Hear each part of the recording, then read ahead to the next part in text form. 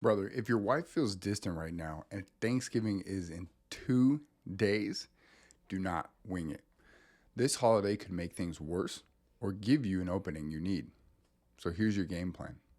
Look, you build businesses, you led teams, you've solved problems most men can't even see.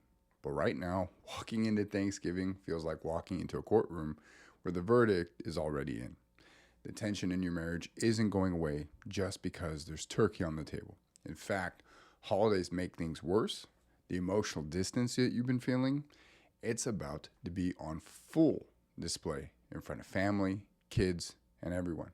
And that pressure, that fear, that this might be your last Thanksgiving together, it's still sitting on your chest like a weight you can't shake. Here's the truth: you're a high performance man everywhere except home. That ends today. You don't need another holiday hoping magically things get better. You need a plan, and you need to know exactly what to do, what not to do, and how to walk into Thursday without making things worse. Because right now, your instinct to fix everything fast is the very thing that's pushing her further away.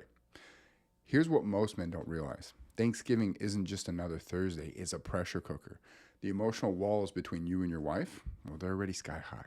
But now you're adding a family dynamic, old expectations, and everyone watching how the two of you interact. She's hyper aware of every look, every word, every moment of silence between you. And you're trying to hold it together while feeling like you're failing in front of everyone who matters. Family environments trigger insecurity for both of you. Maybe her parents are there quietly judging. Maybe your kids are watching and wondering why mom and dad barely talk anymore. The holiday expectations pile on top of everything else. You're supposed to be grateful, happy, connected, but all you feel is the gap between you growing wider. And here's where it gets dangerous. Your instinct as a high performing man is to fix it fast. You want to pull her aside, have the talk, make her see you're trying. But, brother, that's exactly what backfires. And she doesn't need you to fix the marriage at the dinner table. She needs to feel safe around you again. And trying to force connection when she's already emotionally shut down, that's like trying to put out a fire with gasoline. Thanksgiving amplifies everything: the distance, the fear, the pressure, which is exactly why you need a different approach this year. But here's the shift I want you to make right now. Stop seeing Thanksgiving as a test you might fail. Start seeing it as a perfect battlefield to demonstrate what real masculine leadership looks like. This holiday is a stress test, and stress tests reveal the truth. They show you exactly where you are, what's working, and what needs to change. And here's what makes this so powerful: Thanksgiving gives you the exact environment to see how the emotional layering protocol works in real life. When you walk into the room with calm energy, when you lead without reacting, when you create emotional safety instead of chasing connection, she feels it immediately. Not because you said the right thing, not because you apologize again and try harder, but because your presence changed. Your energy shifted. And that shift is what rebuilds trust. It's not about words anymore, brother. It's about who you are in the room. And that's what the heroic husband method teaches you: how to lead through presence, not pressure. Think of Thanksgiving as a perfect battlefield to see how powerful this method truly is. When you use masculine calm, emotional safety, and non reactive leadership, she feels the change. The kids feel it, the whole room feels it. This isn't theory. This is you in real time proving to yourself that you can handle the heat without melting down or shutting down. That's exactly what she's been wanting to see. Imagine you're a pilot flying through a storm. Your passengers are scared. The turbulence is real, but if you're calm in the cockpit, if your hands are steady on the controls, everyone else feels safer. They don't need you to explain the storm or promise it'll be over soon. They just need to know you've got this. That's what Thanksgiving is. You're the pilot. The storm is already here. Your job isn't to stop the turbulence, it's to stay steady while you fly through it. Here's the rule that changes everything: your only job on Thursday is to stop the bleeding, not heal the wound. Listen, I know you want to turn this marriage around. I know you're desperate to feel closer to her again, but Thanksgiving is not the day to repair years of emotional damage. It's the day to prove you can lead without needing her approval. It's the day to show up steady, calm, and grounded, even when she's cold, distant, or completely shut down. Don't fix, lead. That means you're not pulling her aside for a deep conversation. You're not apologizing again. You're not trying to force warmth or connection. You are simply being the man who can handle the tension without cracking. The man who doesn't need her to smile at him to feel okay, and the man who leaves the room with calm energy, not desperate energy. That's what stops the bleeding. That's what keeps things from getting worse. And brother, this is exactly what the heroic husband method is built on. Leadership through presence, not pressure. So step one is control your state before you walk in, right? Before you walk through the door on Thursday, before everything gets started, you need to get your state right. And I mean right. Because here's what happens to most men. They walk into Thanksgiving already anxious, already scanning her face for approval, already bracing for rejection. Your nervous system is fired up, your chest is tight, and you're hoping, praying even, that today will be different. Brother, she can feel all of that, and it pushes her further away. This is where the emotional healing process kicks in. You have to regulate your nervous system before you step into the environment. That's core principle one of Man of Steel. Take 10 minutes in your car, 10 minutes anywhere. Breathe, ground yourself. Remind yourself that your value doesn't come from whether she smiles at you today. You're not walking in as a man begging for scraps of affection. You're walking in as a man who's calm, steady, and solid, regardless of how she shows up. That's masculine presence. That's leadership. Here's what this looks like in real life. You pull up to the house, or you just walk into the kitchen or anywhere. You feel that tension rising in your chest. So instead of rushing in and hoping for the best, you sit for 5 minutes, you breathe deeply, you tell yourself, my job today is to lead, not to fix. My job is to stay grounded, not to chase. Then you walk in with your shoulders back, your energy calm, your chin held high, and your presence strong. She might not say a single word to you, but she'll feel the difference. And the difference is everything. Step number 2 is keep your energy calm and consistent. Once you're inside, your job is simple. Stay anchored, not needy, not loud, not performative, just solid. This is where most men blow it. They either try too hard, cracking jokes, being overly friendly, forcing conversation, or they shut down completely and go silent in the corner. Both of those are reactions to her distance. Both of those prove you're not in control of your own state, and she sees right through it. Calm and consistent energy means you're the same guy, whether she's warm or cold. You're not adjusting your mood based on how she looks at you. You're not getting louder to cover the tension. You're not shutting down because she didn't smile when you walked in. You're just there, steady, grounded, present. Think of it like this. You're the thermostat, not the thermometer. Okay? You set the temperature in the room. You don't react to it. Here's what this actually looks like. You're helping in the kitchen. She barely speaks to you. Instead of trying to force a conversation or making something awkward, comment to break the ice or anything like that, you just do your thing. You chop vegetables. You ask if she needs anything. Your tone is calm. Your energy is steady. You're not chasing her attention, but you're not avoiding her either. You're just being a man who's comfortable in his own skin. And brother, that energy, that calm, anchored presence is magnetic. She might not respond right away, but she's noticing. Trust me. Step 3 is give her space without being distant. This is a step where most men completely lose their game. They either chase her, trying to force closeness, asking, are you okay? Every 5 minutes, hovering around her like a puppy, or they swing the other direction and go ice cold. They withdraw, shut down, punish her with silence. And brother, both of those are losing moves. Okay? Chasing her proves that you're desperate. Withdrawing proves that you're hurt. Neither one is leadership. Here's what masculine leadership actually looks like.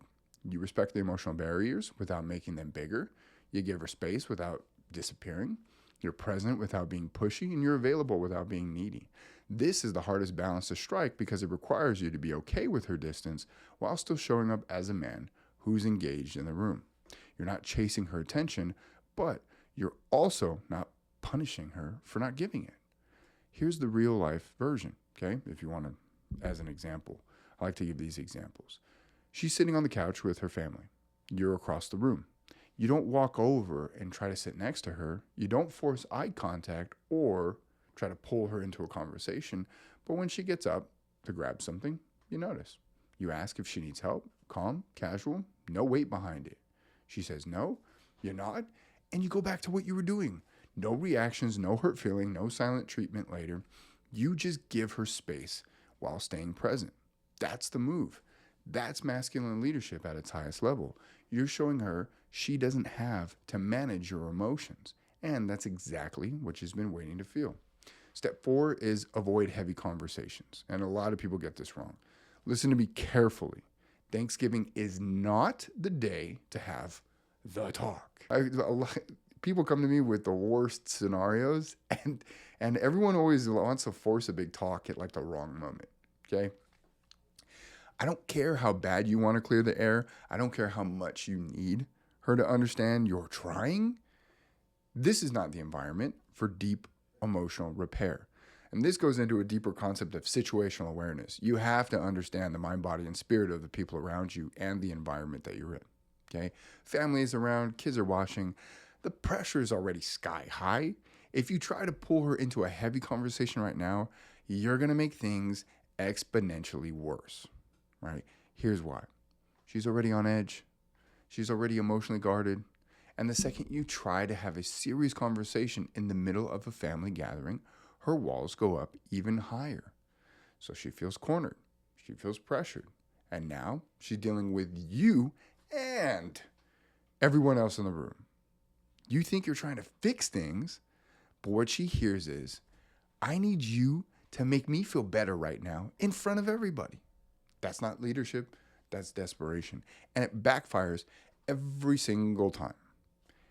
Here's what that looks like, though, in real life. You're doing dishes together after dinner. It's just the two of you for a moment. Your instinct is screaming, this is your chance. Say something. But brother, resist that urge. Instead, you keep it light. You say, thanks for putting this whole thing together. I know it's a lot. That's it. No follow-up on the marriage. No, we need to talk. No heavy eye contact waiting for her response. You said something kind, you stayed present, and then you move on. She might not respond at all, but you just showed her you can be around her without needing something from her. That goes into a deeper concept of wanting for, not from, but we'll save that for another time. And then, right there, okay, is where the wanting for, that's where the safety begins to rebuild. Step 5, one micro connection move. That's it. Here's where you get to make one intentional move. Just one. Not 10, not 5. One single act of warmth, soft presence that shows her you still care without demanding anything in return. This isn't a grand gesture. This isn't flowers or speech or trying to hold her hand in front of everyone. This is a small, quiet, and real moment. A micro connection that plants a seed without expecting it to bloom today.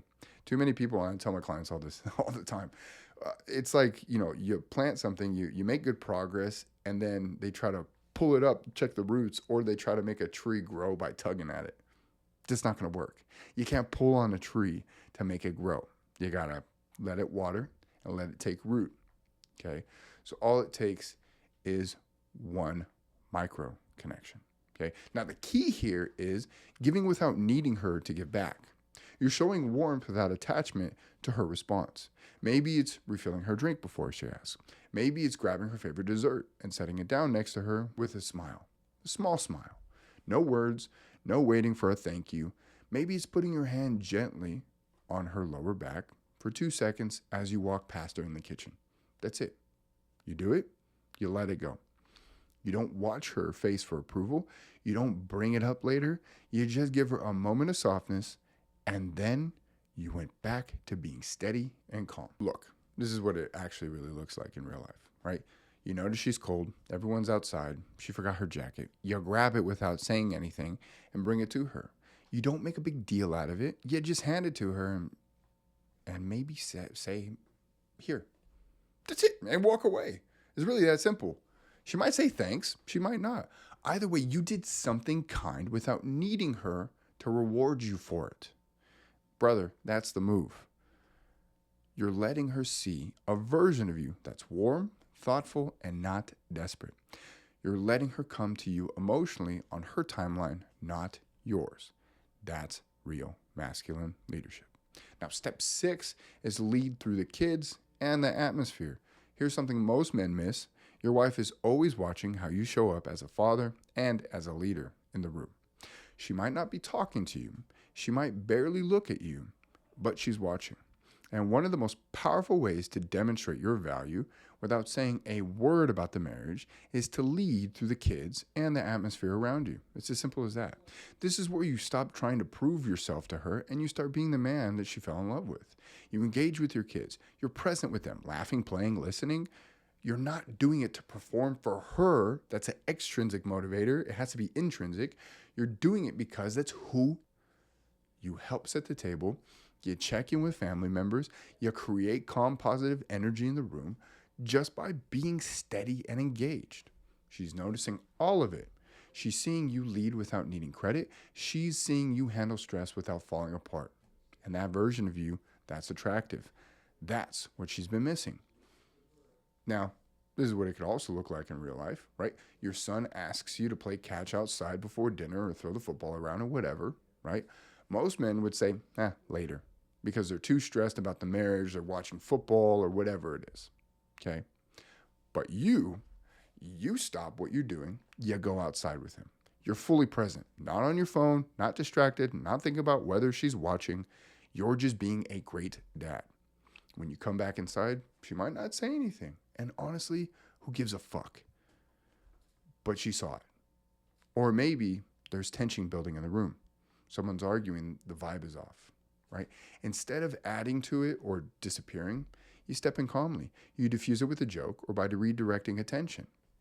You lead the room back to peace. Brother, that's the energy she's been starving for. You're showing her you can handle life without crumbling. And that's everything. Step 7 is handle emotional spikes like a true warrior. Now, here's the reality, okay? Something is going to go wrong on Thursday.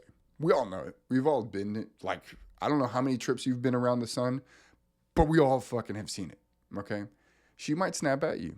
She might say something cold in front of everybody. She might roll her eyes when you try to help, or maybe someone in the family says something that triggers you. This is the moment that defines everything, because how you handle the emotional spike, that's what she's really watching. Do you explode? Do you collapse? Or do you stay grounded like a warrior who's been through worse? Stability beats reactivity every single time.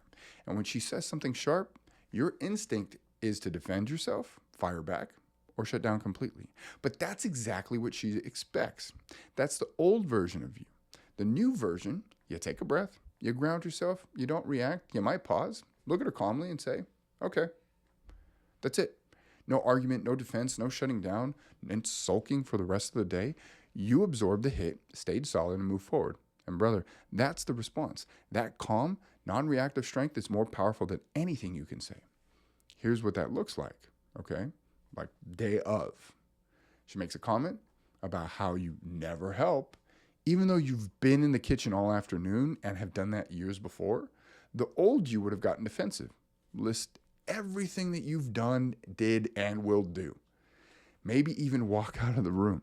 But the new you look at her, you nod, and you say, what else do you need me to do?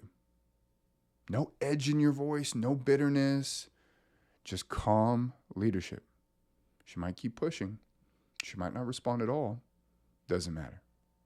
You just showed up, and you just showed her that you can handle her emotions without losing control of your own. You didn't explode. You didn't collapse. You stayed grounded. And that right there is what starts to shift everything, because she just saw a man who can lead even when things get hard. So let me be crystal clear about what success looks like on Thursday. Because if you're expecting some Hollywood moment where she suddenly opens up and everything's fixed, you're setting yourself up for failure. That's not how this works.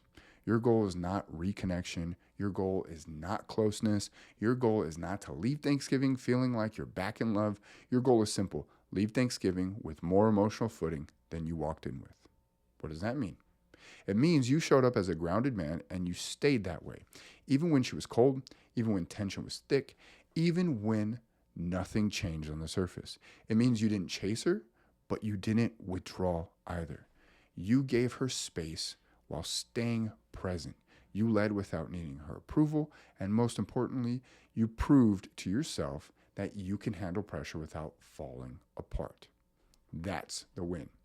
That's what builds the foundation for everything else. Because, brother, this isn't rebuilt in one day. It's rebuilt in small moments of consistency, safety, and leadership. Okay? Now, this is what it can look like in that moment, in that day. You walk out of Thanksgiving, and she didn't say much to you at all, right? She wasn't warm. She wasn't cold. She was just there. The old you would have spiraled. You replay every moment, wondering, what did I do wrong? What went wrong? Feeling like you failed. But the new you recognizes the win. You stayed calm. You didn't react. You led through presence.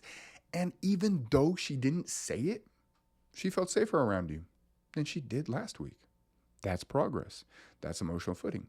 You just raised the baseline of trust in your marriage, not by fixing everything, but by proving that you can lead even when she's not ready to follow yet. Now, here's the mindset shift that changes everything. Thanksgiving isn't a pass or fail test. It's data. Brother, I really need you to hear this. You're not walking into Thanksgiving hoping for a specific outcome. You're walking in as a man on a mission to gather intel on your marriage. If she responds well, that's data. If she's cold, that's data. If she responds well, that's data. If she's cold, that's data. If she's neutral, that's data. If things get messy, that's data. None of it means you failed. All of it gives you information you can use. This is how high-performing men operate in business, right?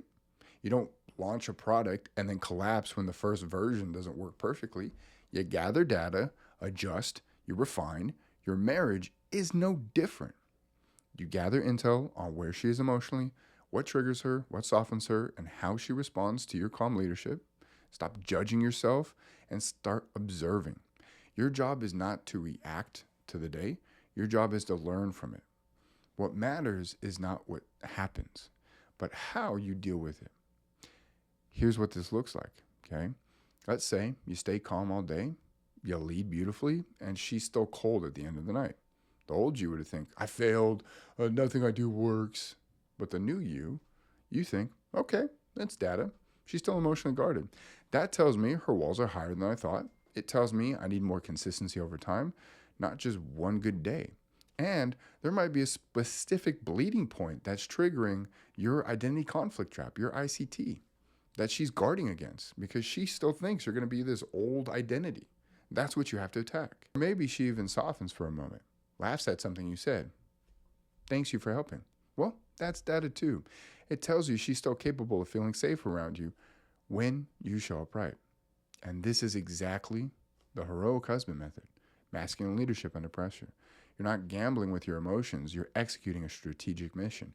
And every piece of information you gather on Thursday makes you sharper, stronger, and more equipped to win the fight. And let me leave you with this. Today isn't about saving your marriage. It's about becoming the man who can. Because here's the truth.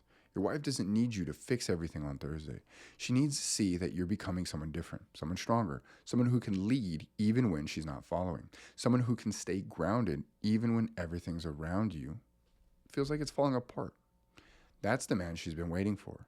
And Thanksgiving is your chance to show her he exists. The holiday gives you a perfect battlefield to demonstrate calm leadership, rebuild safety, and collect data you need to win this fight.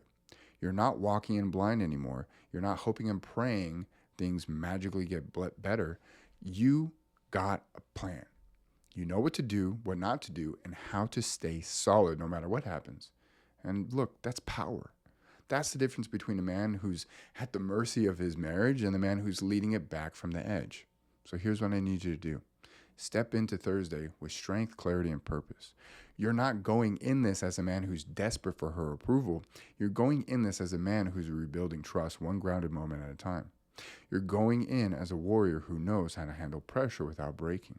And when you walk out of that day, Whether she smiled at you or not, whether she warmed up or stayed cold, you're going to know you showed up as a man you're becoming.